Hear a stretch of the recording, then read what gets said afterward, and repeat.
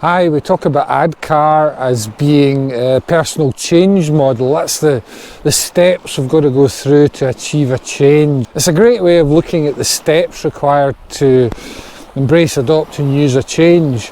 And in the Prosci classes that we teach, there's an exercise we do which is to ask people to think of a personal change that they wish to achieve and to score it against ADKAR. So that might be something positive or something negative, like I want to give up smoking, I want to climb Kilimanjaro, I want to run a marathon, I want to lose some weight, something like that, and score ADKAR against that. In every class I've ever taught, when people do that, they recognise that those steps are crucial for a personal change.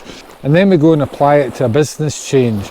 And that way people can make the link between personal change and business change in terms of the ADKAR model and show that it's effective and that it actually works. Of course, we start with awareness, then it's desire, then we get knowledge and ability. What's the difference? The way I like to think about it is knowledge is about how you learn to do the change. Ability is how you can apply that knowledge in day-to-day activities. And the example I use often in my classes is regarding my daughter when she was learning to drive. Now in this country, before you learn to drive, you've got to do a written driving theory test. And that's knowledge, that's when you learn about driving. But ability is when you actually pass that test and get in the car and start driving, start doing it for real on a real road safely. So, yes. When you had done your written driving test, could you drive a car? Probably not, no. Why not?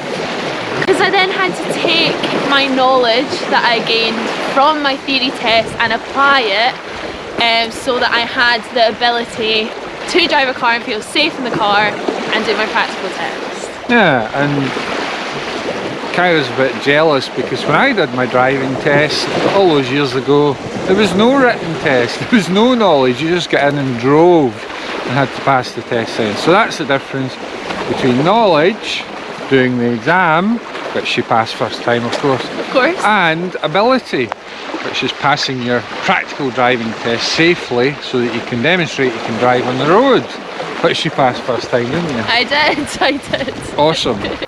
So she had done the theory part, she had gained the knowledge about how to drive, then she had to get into the car and actually drive and pass that test as well. And so that's how I like to describe the difference between knowledge and ability. And an organisational change, yeah, I've had the training, I can do that, but can I do it in my actual job? How do I do it in my job? How does my job become more effective day to day by applying that knowledge every day? And of course, one way to support people for that is champions who are embedded in frontline day-to-day departments who can say, yeah, you've had all that knowledge, but here's how it helps us do our specific job. So the difference between knowledge and ability, it's a crucial difference, and I hope you enjoyed it.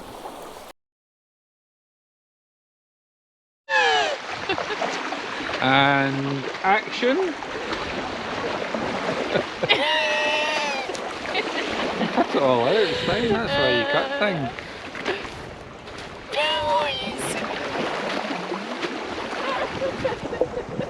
What are you saying? Oh, we'll cut it. Okay. We can edit it, isn't that's what the editing is for. Yeah.